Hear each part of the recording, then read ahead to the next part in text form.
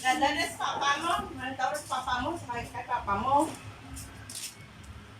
Tapos i-serve mo.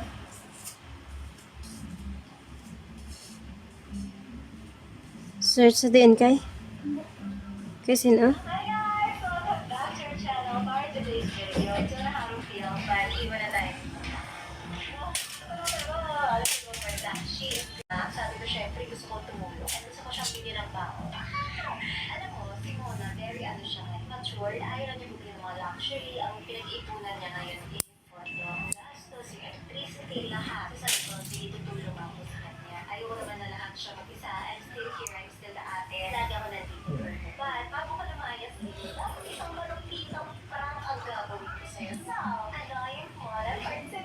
Yes, we're back. At parang hindi ako nabuhay. Ito na naman yung saraulo Ivana. Gusto ko naman magiging ng baon niya. Pero ayoko nga lang kasi nakikira ng may konting tips siya sa akin. Wala na, nagis na ba? And ito na yung pinaka na magagawa ko dito sa bahay kasi naalis naman din siya. So, let's go. Pero yung room niya nandiyan pa rin. Hindi mawala yung room niya. At saka yung mga ibang bahay, lagi siya may room. Pero na yung 500,000 na baon per year. Pag hindi mahal. Kung uwi niya yan mamaya. Pero ano niya, nakakatuwa si Mona. Kasi siya yung tao never nangingi ng kahit ano. Natutuwa lang ako na parang she was experience life. Yun na siya. Jowa na siya.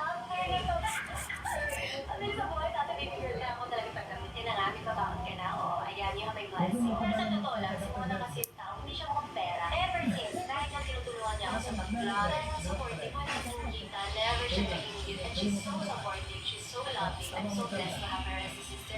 Siguro nga wala akong ganito kung wala siya. Pero ako lang so, ayan,